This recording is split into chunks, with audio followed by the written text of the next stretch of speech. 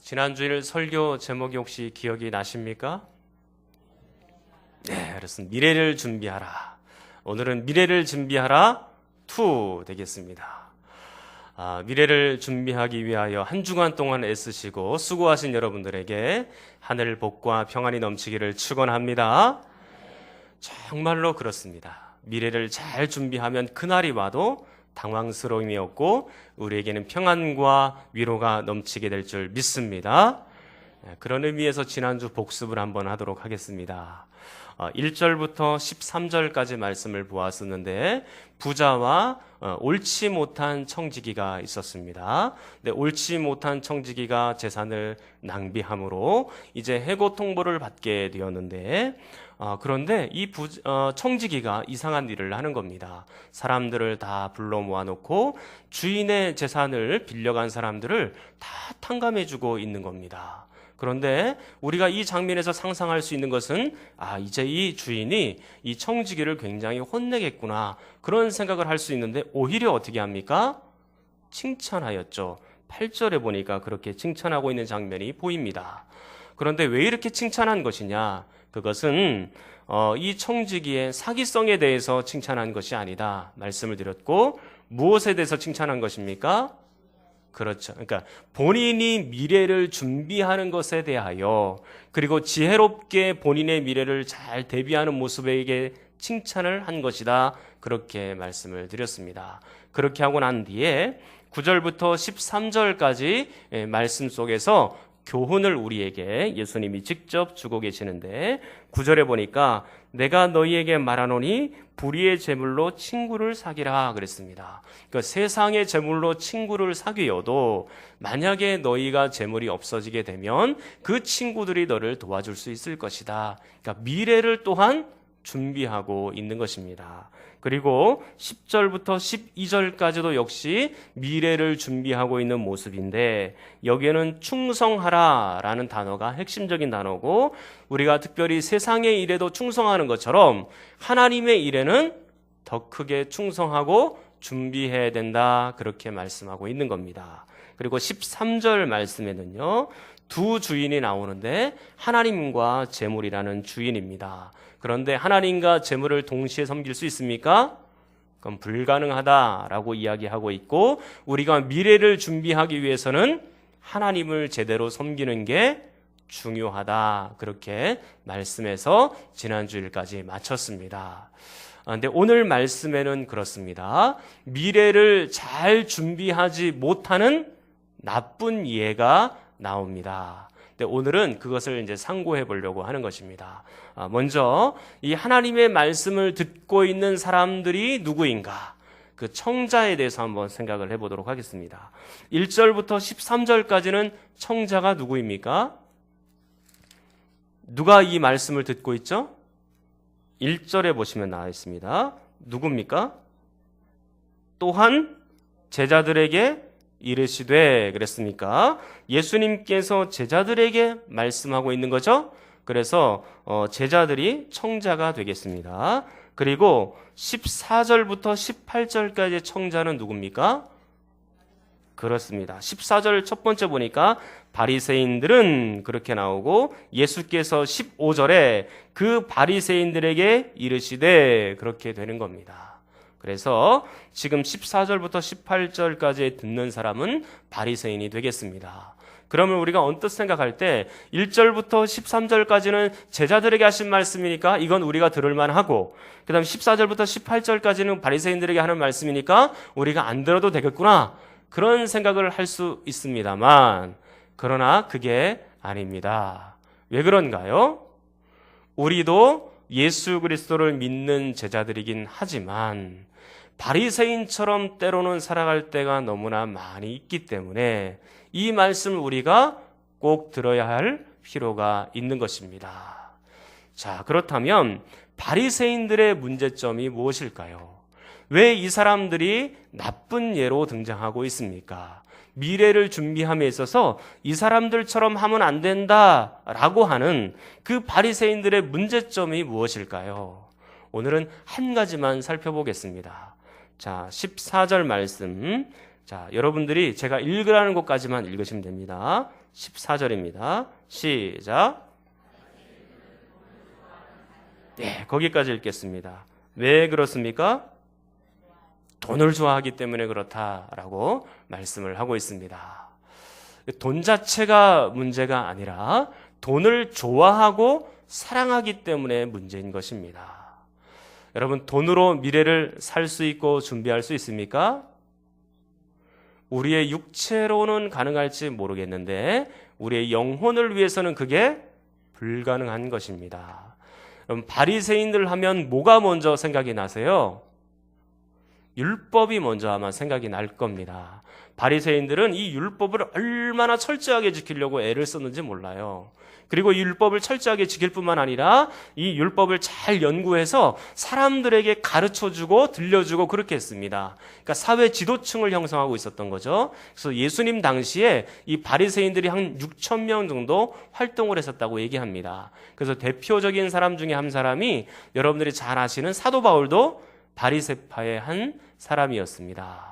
그런데 이 바리새인들이 물질에 대하여 돈에 대하여 어떻게 생각하고 있는지가 중요한 것 아닙니까?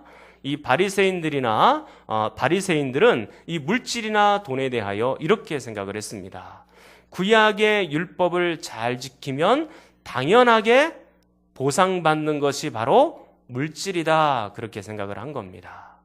하나님의 말씀대로 잘 지키며 살면 이 물질과 돈은 자연스럽게 따라온다, 그렇게 생각을 한 겁니다. 근데 실제적으로 이 구약 성경에 보면요, 이 하나님의 말씀과 율법을 잘 지키고 주의 말씀대로 살아가서 이게 물질로 복을 받은 경우들이 굉장히 많아요. 그래서 유대인들이 생각할 때 물질에 복이 있는 사람은 신앙생활 잘하는 사람들이구나, 구약시대 때는 그렇게 생각을 한 겁니다. 성경을 한번 보면서 우리가 좀 이렇게 참고를 해보겠습니다. 자, 창세기 13장입니다. 오늘 성경을 여러 군데 좀 찾아야 되니까 여러분들이 좀 각오하시고 따라오시면 되겠습니다. 창세기 13장 2절입니다. 물론 찾기가 힘드시면 화면을 보시면 됩니다. 창세기 13장 2절.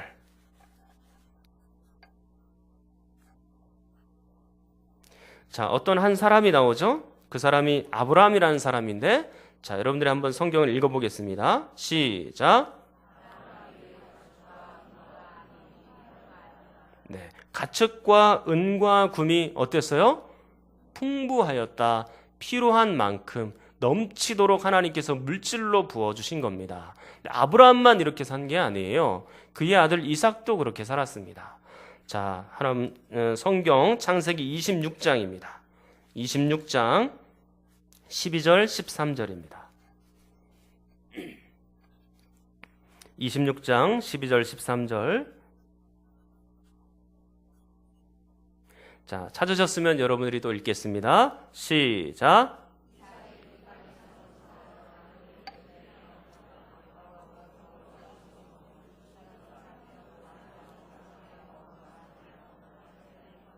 네, 거기까지 13절까지요.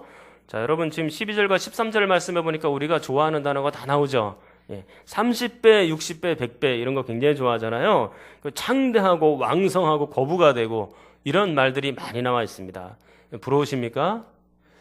네, 이게 지금 이삭이 받은 복이에요. 그러니까 엄청나게 물질의 복을 받은 거죠. 그것뿐만 아닙니다. 또 성경을 보겠습니다. 31장 1절. 31장 1절입니다.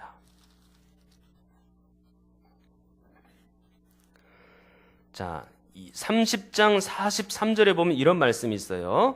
이에 그 사람이 매우 번창하여 양떼와 노비와 낙타와 나귀가 많았더라, 그렇게 말을 하고, 자, 31장 1절 여러분 읽겠습니다. 시작.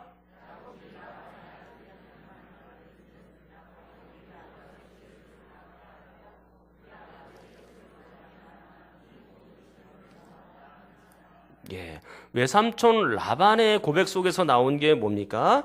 야곱이 굉장히 물질이 많아졌다라는 것을 보여주고 있는 성경 구절이죠. 근데 이것뿐만 아닙니다. 여러분, 창세기 41장 41절을 또 보겠습니다. 그의 아들 요셉입니다. 41장 41절. 41장 41절.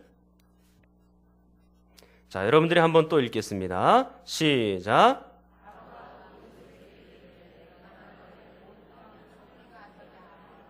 네, 지금 요셉이 당시에 가장 최강대국이었던 애굽 땅의 국무총리가 되어 있는 장면입니다. 그러니까 세상의 권력을 잡은 것이죠. 그러니까 이렇게 국무총리까지 올랐으면 재물도 그 사람에게 따랐다라는 것을 은연중에 알 수가 있는 거죠. 국무총리 정도 되면, 그리고 옛날에 왕권에서 그 정도 되면 굉장히 잘 사는 사람 축에 속하게 된 겁니다. 근데 뿐만 아니라 지금 여러분들이 잘 아시는 솔로몬 같은 사람들, 그리고 다윗 같은 사람들, 욥과 같은 사람들은 다 어땠습니까? 구약 성경에서 좀 신앙생활을 하고 조금 하나님의 명령과 말씀대로 잘 순종하였다라고 하는 사람들은 굉장히 다 잘 살고 거부가 되었다라는 것을 알 수가 있습니다. 그러니까 구약에서 복의 척도는 뭐냐면 물질이에요. 그러니까 하나님께서 그 사람들에게 복을 내려주신다 할 때는 주로 물질이라는 방법을 동원을 해서 그 사람에게 복을 내렸다라는 것을 알 수가 있습니다. 그러니까 바리새인들의 생각 속에서도 우리가 하나님의 말씀을 이렇게 잘 듣고 있고 잘 따르고 있고 그리고 하나님의 말씀의 명령에 순종하고 있으니까 우리가 당연히 물질로 보상받는 건 당연한 것 아니겠나? 그렇게 다들 생각을 하고 있는 순간입니다. 그래서 돈을 좋아할 수밖에 없는 거죠. 자기가 율법을 잘 지킨다는 것을 보여주어야 하는 거니까요. 그런데 참 이상한 일이 벌어졌습니다. 예수님께서 신약시대에 오셔서 구약과는 조금 다른 말씀을 전하시는 겁니다. 여러분 다시 한번 누가복음 16장으로 넘어옵니다. 누가복음 16장입니다.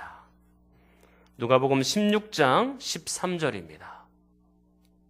16장 13절을 여러분이 읽겠습니다.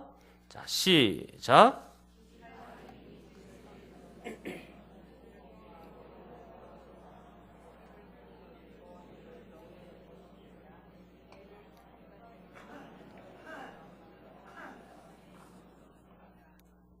뭐라고 말씀합니까?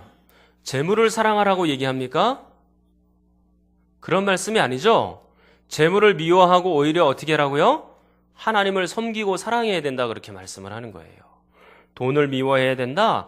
돈을 오히려 사랑하지 말아야 된다. 우리에게 그렇게 가르쳐주고 있는 거예요. 구약의 가르침과는 분명히 좀 다릅니다. 자, 뿐만 아니라 신약성경 전체에서 우리가 살펴보겠습니다. 디모데전서 3장 3절.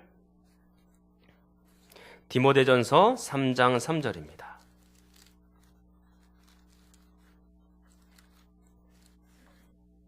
(3장 3절) 338면입니다. 신약성경 338면 디모데전서 3장 3절 감독에게 하는 말씀이지만 이게 곧 우리에게도 해당이 되는 말씀입니다. 자, 3장 3절을 한번 또 읽겠습니다. 시작.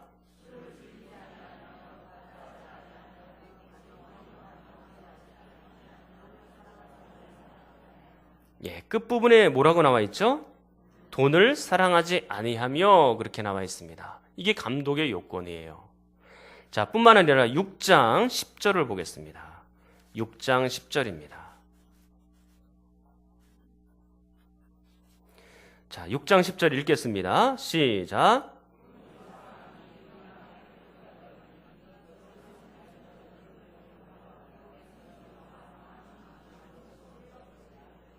네.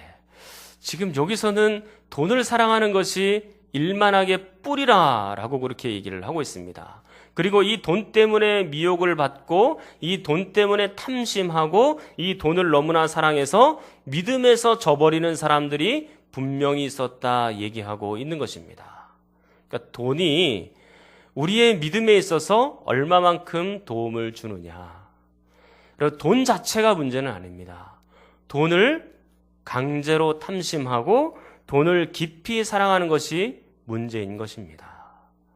자, 이것을 도무지 사랑하지 말라 그렇게 얘기를 하시거든요. 그리고 마지막 한 번만 더 찾아보겠습니다. 히브리서 13장 5절. 히브리서 13장 5절입니다. 히브리서 13장 5절.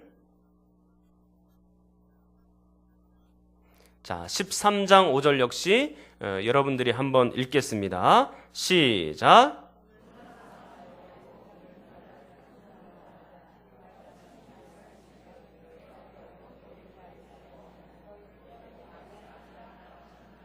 아멘. 여기서도 뭐라고 말씀하세요? 돈을 사랑하지 말라 그렇게 말씀을 하시죠? 너무 돈하지 말아라. 내가 너희와 함께 하고 있고 내가 너를 절대로 버리지 않는데 너희들이 왜 그렇게 염려하고 자꾸 돈하느냐. 네가 가지고 있는 것을 족한 줄로 알고 살아가라. 그렇게 말씀하고 있는 겁니다. 여러분, 구약과 신약이 조금 다르죠.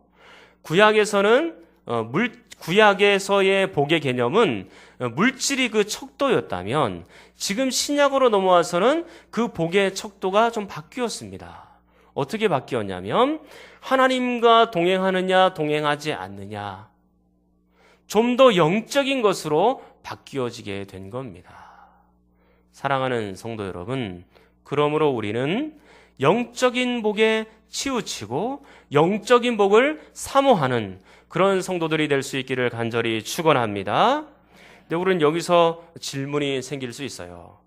그렇다면 구약도 하나님의 말씀이고 신약도 하나님의 말씀인데 그럼 구약에 있는 말씀은 틀린 거고 신약에 있는 말씀은 맞는 겁니까? 여러분, 구약에 있는 말씀은 틀린 건가요? 아니죠. 그런데 신약에 와서는 예수님이 다른 말씀을 하신단 말이에요. 이것을 어떻게 설명할 수 있느냐면 계시의 점진성으로 설명할 수 있는 것입니다. 여러분, 계시라는 것이 무엇이냐면 하나님께서 당신 자신을 사람들에게 드러내신다. 그게 계시입니다. 다시 한번요. 하나님께서 당신 자신을 사람에게 드러내시고 나타내시는 것, 그게 계시예요. 그래서 계시를 표현할 때 우리는 이렇게도 표현합니다. 커튼이 조금씩 열려지는 것처럼 그렇게 표현을 하거든요. 그래서 점진성이라는 단어는 조금씩 점진적으로 진도를 나가는 것처럼 조금씩 깊고 넓어진다라는 의미가 있는 거예요. 그래서 예수님께서 아브라함 시대 때는 요만큼만 열려졌습니다. 근데 구약 성경에서 또 모세 시대에는 이만큼 하나님에 대해서 우리에게 계시를 하십니다. 그리고 다윗 시대에는 하나님께서 이만큼 당신 자신을 우리에게 나타내 보여주시고 계시하세요. 그리고 마지막 계시의 완성자가 누구시죠? 예수님이시죠? 그 계시의 완성자가 오셨을 때는 이 모든 계시의 커튼이 완전하게 다 열린 것입니다. 그래서 계시가 점진적으로 조금씩 열리다가 예수님 때 와서 더 폭이 깊고 넓어지게 된 거예요. 하나님 당신 자신을 우리에게 완전하게 예수님을 통해서 다 보여주신 것입니다. 근데 그런 것처럼 복의 개념도 마찬가지예요. 복도 구약에서는요, 비교적 약간 좁은 개념으로 설명을 했다면 이제는 점진적으로 복의 개념이 발전하면서 이제는 넓고 깊게 우리에게 설명해주고 말씀해주고 있는 겁니다. 그래서 구약이 물질만 한정되어 있었다면 이제는 신약으로 넘어와서는 영적인 복에 대하여 우리에게 더 깊이 말씀하고 얘기해주고 있는 것입니다. 계시의 완성자인 예수님께서 오셔서 이렇게 지금 말씀을 하시니까 우리는 영적인 것에 더 치우치는 사람들이 되어야 하는 것이죠. 그러니까 구약도 맞고 신약도 맞는 것입니다. 구약도 그 기능을 다 하고 있고 또 신약도 그 기능을 또 다 하고 있는 겁니다. 그런데 바리새인들은요, 이것에 대해서 잘 이해를 못했어요. 예수님께서 이렇게 영적인 복에 대해서 가르치자 바리새인들은 갸우뚱한 겁니다. 이상하게 생각한 겁니다. 우리가 알기로는 이 구약에 있는 말씀을 잘 지키면 우리가 부자로 살 수 있고 잘 살 수 있고 겁으로 살 수 있는데 왜 예수님께서 누가복음 16장 13절처럼 재물을 미워하라 이렇게 말씀하시나 도대체 이해가 안 된다. 너무나 이상하다. 바리새인들은 그렇게 생각을 한 거예요. 그래서 바리새인들이 어떻게 반응하는지를 한번 보십시오. 자, 다시 누가복음 16장으로 넘어옵니다. 16장 14절입니다. 이제 예수님의 가르침에 대한 바리새인들의 반응입니다. 자, 16장 14절입니다. 자, 여러분이 읽겠습니다. 시작.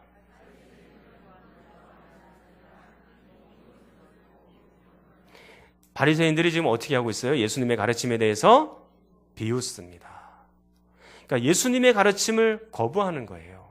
받아들이지 않는 겁니다. 그러니까 신약 시대를 살고 있는 우리들에게도 이 말씀은 그대로 적용이 되는 거예요. 여러분, 요즘에 가르침 중에 이런 가르침들이 꽤 많이 있고 조금씩 교종이 되어가는 과정 중에 있기는 한데 아직도 이런 가르침들이 많이 있어요. 하나님을 잘 믿고 예수님을 잘 믿으면 복을 얻는다. 그리고 예수님의 말씀대로 명령대로 따라가면 복을 얻는다. 이 말이 틀립니까? 맞습니까? 자, 대답이 이제 없으시죠? 이게 목사님이 또 함정이 있겠구나 그렇게 생각을 하고 대답을 안 하시는데, 여러분, 예수님을 잘 믿으면 복입니까? 아닙니까? 예, 복입니다. 분명합니다. 그건 맞는 얘기예요. 근데 우리가 복의 개념을 생각할 때 보통 우리는 어떻게 생각해요? 자꾸 물질로만 생각을 하는 겁니다. 성공으로만 생각하는 겁니다. 이 땅에서 뭔가 잘 되고 시험 철커덕 붙고 또 수능 점수 잘 받아가지고 좋은 대학 들어가고 그것만 복으로 자꾸 생각하는 겁니다. 그런데 예수님 잘 믿고 하나님의 말씀대로 잘 따라가면 우리가 무조건 성공하고 잘 되고 그 다음에 높은 지위에 올라가고 겁으로 살고 막 그런 일들만 있나요? 그렇지가 않죠. 만약에 정말로 그렇다면 우리는 히브리서 11장에 있는 사람들에게 굉장히 미안한 거예요. 히브리서 11장에 있는 사람들은 어떻게 살았습니까? 예수님을 위해서 고문을 받되 구차히 면하기를 원하지 않았습니다. 예수님을 위해서 채찍받고 예수님을 위해서 감옥에 들어가고 예수님을 위해서 가난한 것도 결심하면서 그렇게 살아가고 그들은 토굴에서 살았습니다. 그들은 돌에 맞았습니다. 그들은 칼에 배임도 당하였고 그들은 톱으로 켬으로 당하였습니다. 그 모든 순교자들은 그러면 하나님 앞에서 저주받고 은혜에서 비껴간 그런 사람들입니까? 그게 아니죠. 그분들은 영적인 복이 뭔가를 알았던 사람이에요. 영적인 것이 뭔가를 알았기 때문에 그 영혼을 위하여, 영적인 복을 위하여, 예수님을 위하여 그렇게 충성하고 순교하고 헌신할 수 있었던 것입니다. 근데 바리새인들은 그거를 아직 깨닫지를 못하는 거예요. 바리새인들은 그저 아직도 옛날 방식에 있는 그 생각 속에 젖어 있어서 예수님이 하시는 말씀을 거절하고 거부하는 겁니다. 새 시대가 왔음에도 불구하고 아직도 옛 시대를 고집하고 있는 것입니다.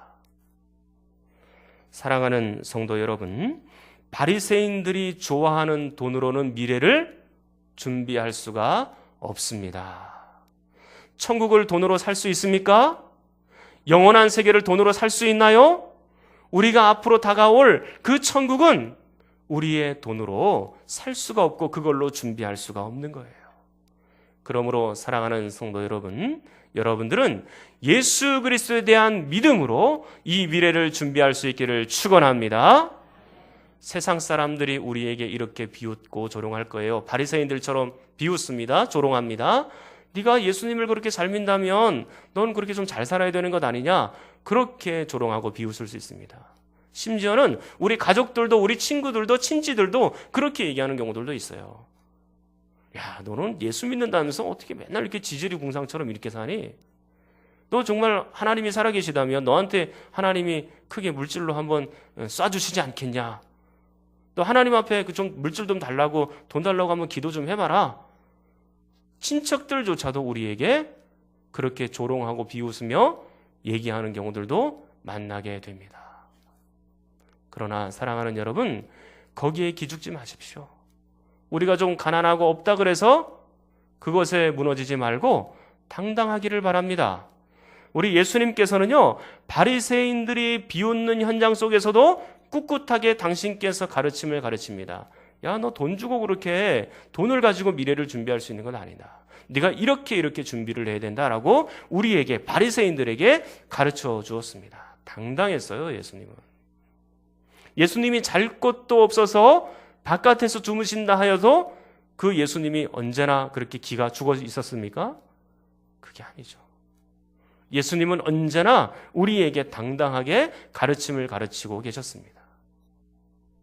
그러므로 사랑하는 성도 여러분, 여러분들은 이제 예수님처럼 이제 우리는 좀 더 영적인 것으로 미래를 준비하는 여러분이 되기를 축원합니다.